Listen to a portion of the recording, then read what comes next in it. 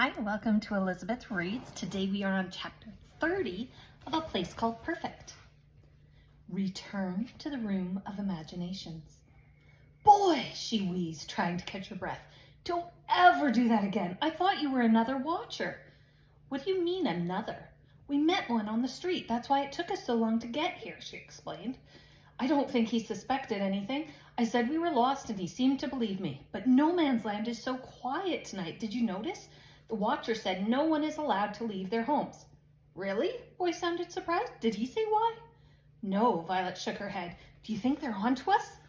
I don't know, Boy replied. Maybe they're just looking for you. They'll know you're missing. Great. Violet pulled the shawl tighter around her head. That makes me feel much better.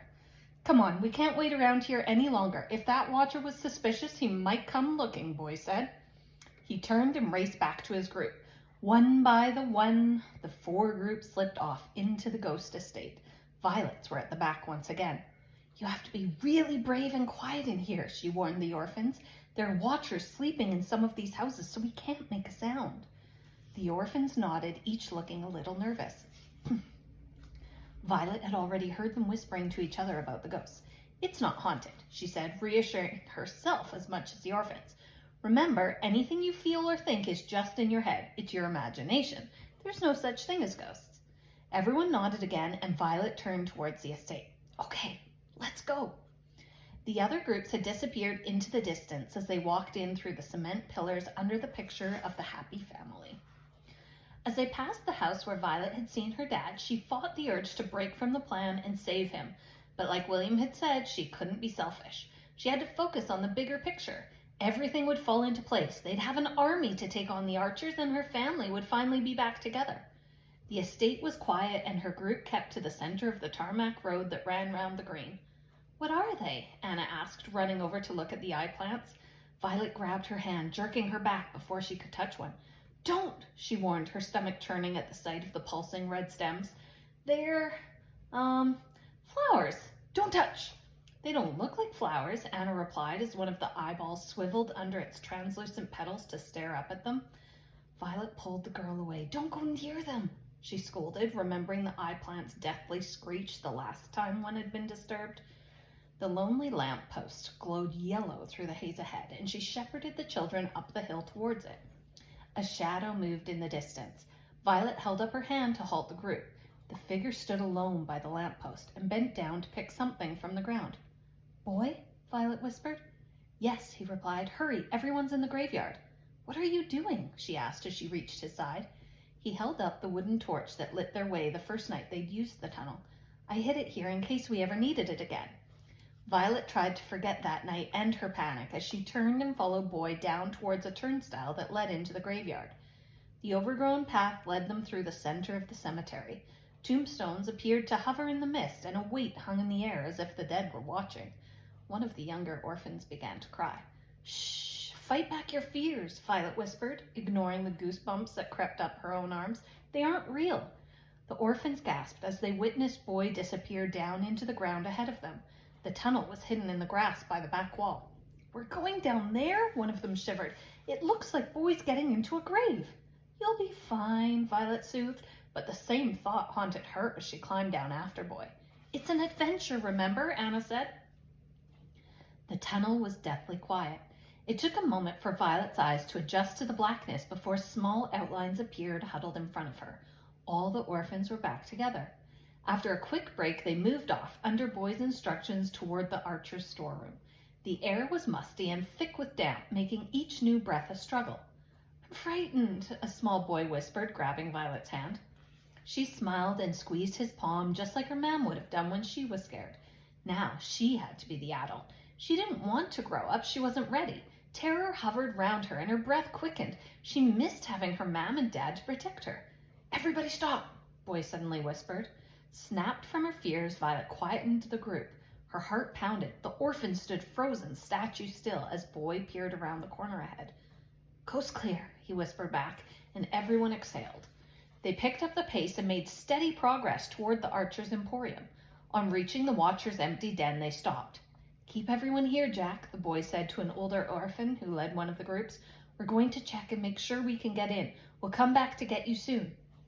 Violet took a deep breath and followed her friend out onto the dark stairwell that wound up to the Archer's storeroom. Boy was 2 steps ahead, and she struggled to keep his pace.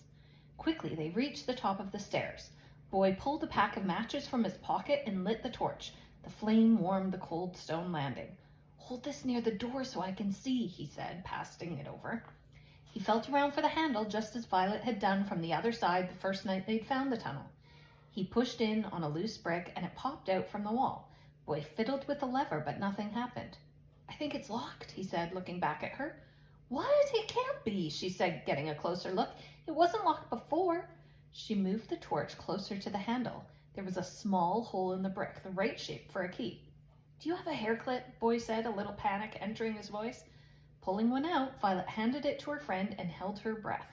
He played with the lock, but nothing budged. It was just their luck. "What will we do now?" she asked.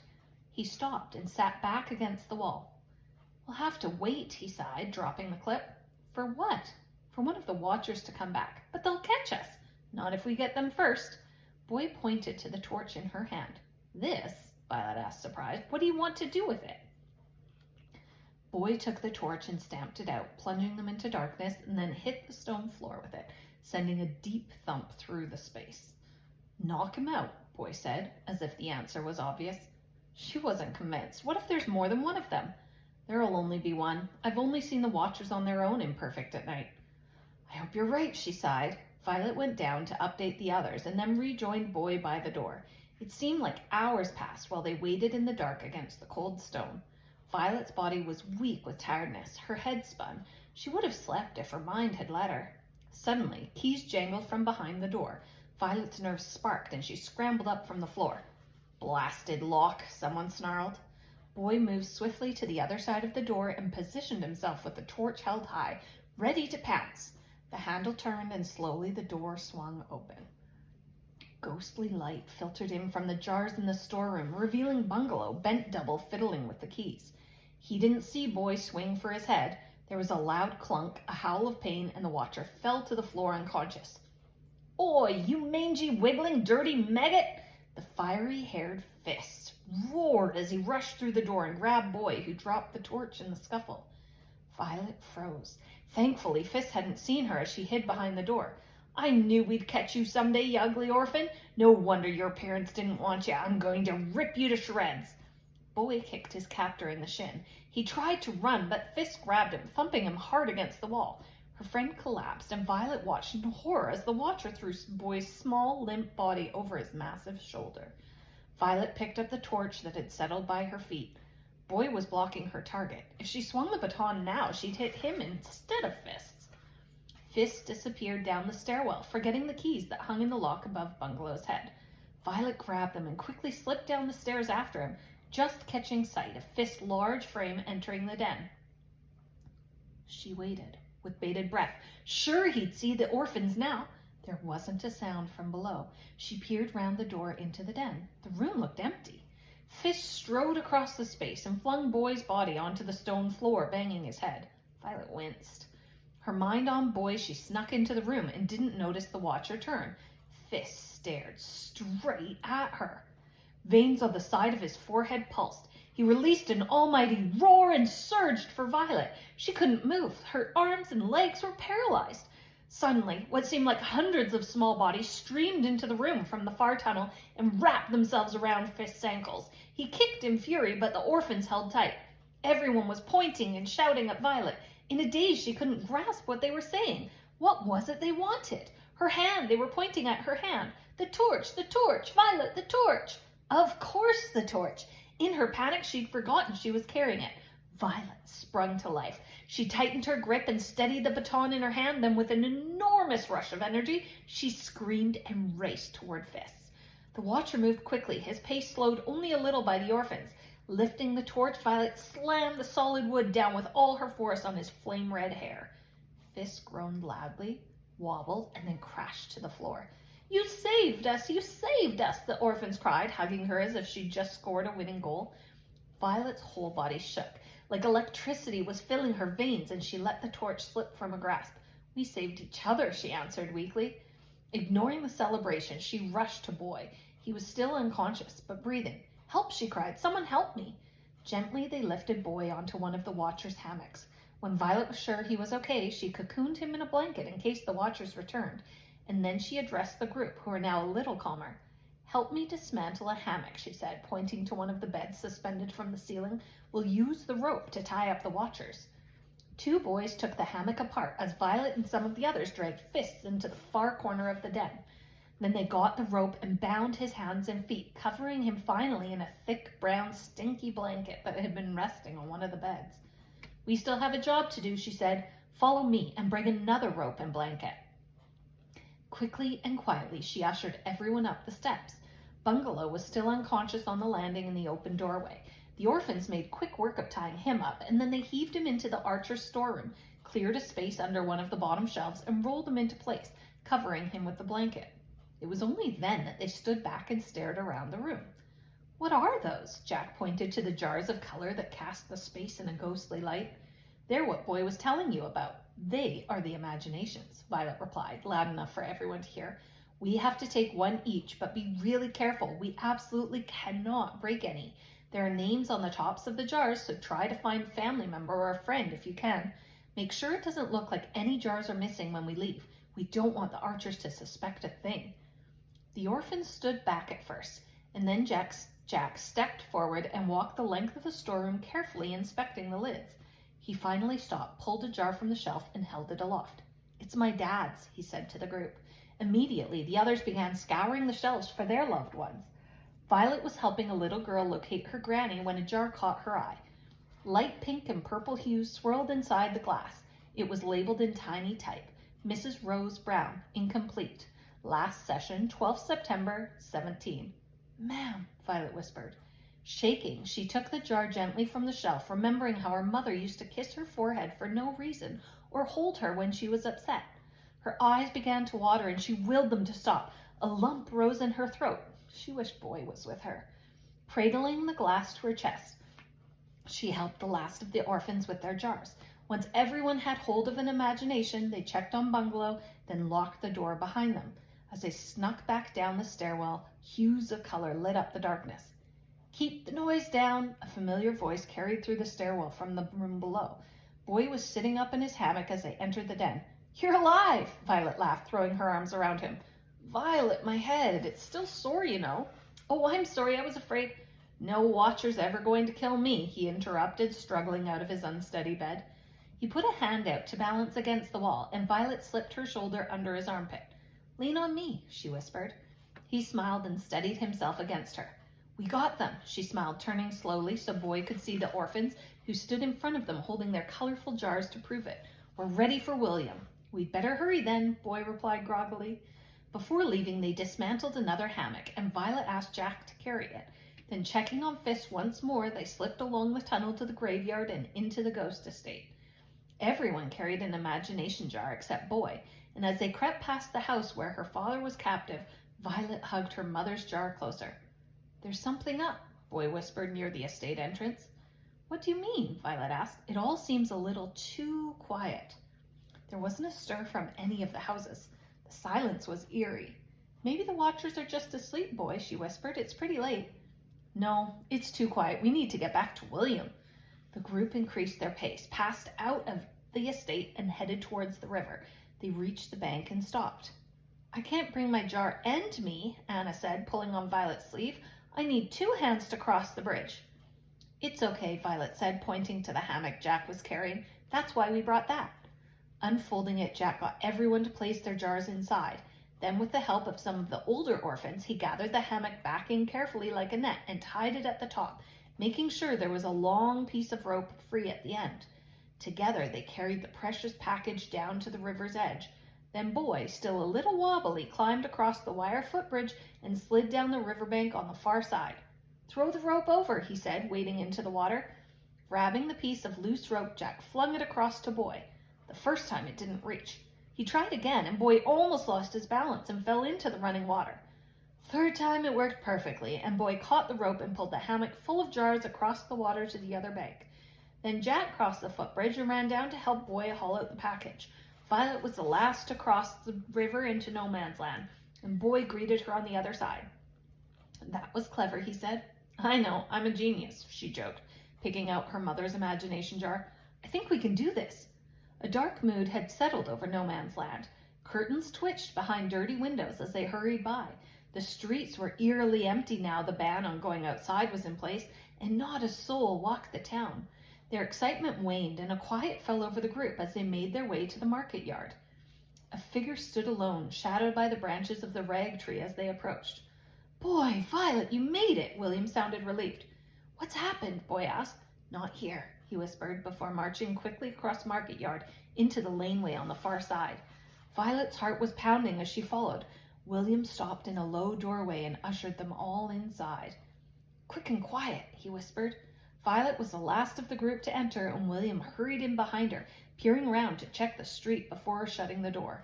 They were standing in a fairy tale. Miniature wooden dolls, trucks, and animals dotted the floor, while tiny flying machines, hot air balloons, broom-riding witches, and winged fairies hung from hooks in the beam ceiling. Where are we? She whispered. Meryl's toy shop. One of the orphans smiled.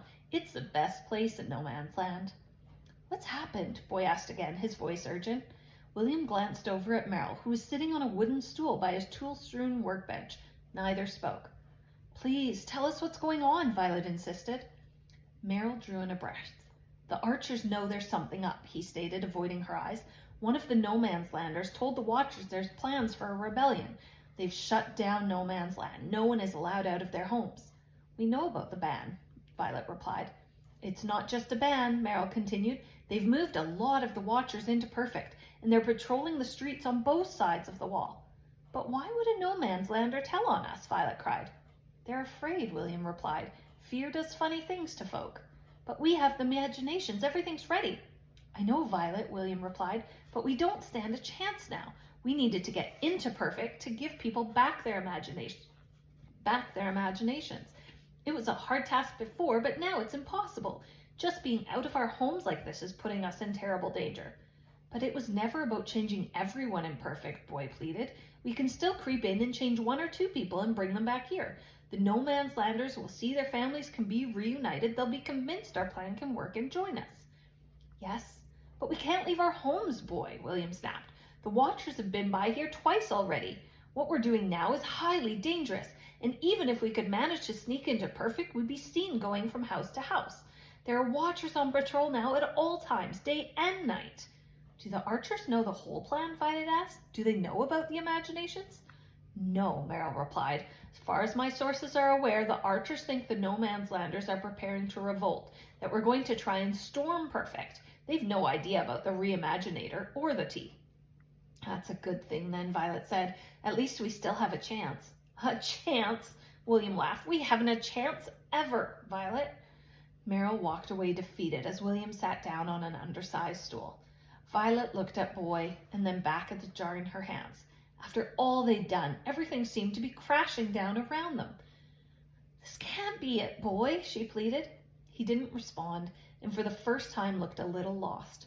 She slumped down to the floor while her mother's imagination floated oblivious in the jar by her feet, casting a beautiful glow over her mucky shoes.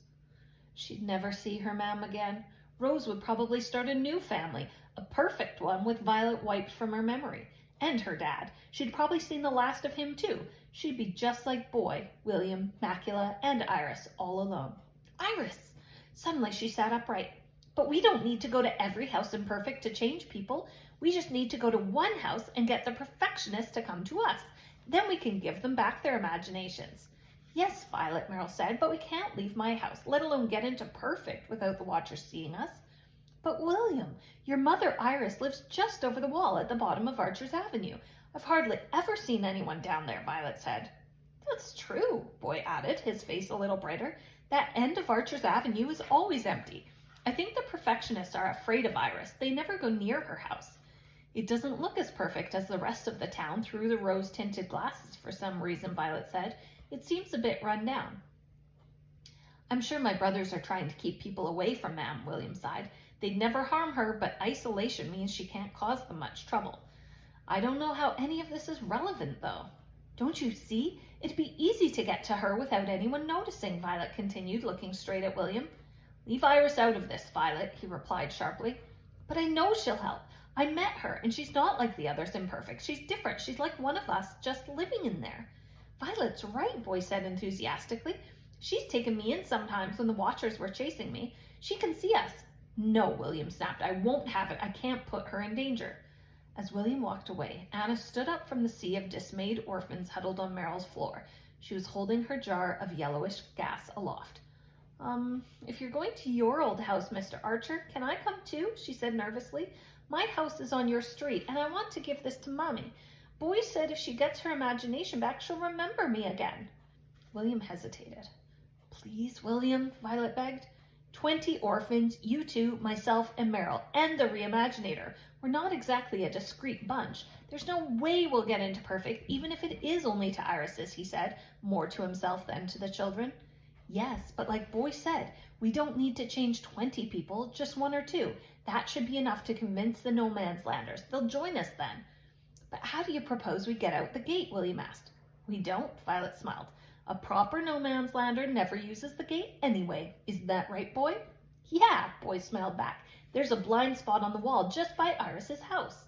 And what about getting through the streets here, Violet? We can't leave our houses for fear a Watcher will come round the bend and catch us. You said the Watchers are expecting a rebellion in No Man's Land, Meryl? Boy interrupted, looking straight at him. Yes, Meryl nodded. Well, wasn't that a part of our plan anyway? We'll just have to give it to them a little earlier than expected. And that's the end of the chapter. Bye-bye.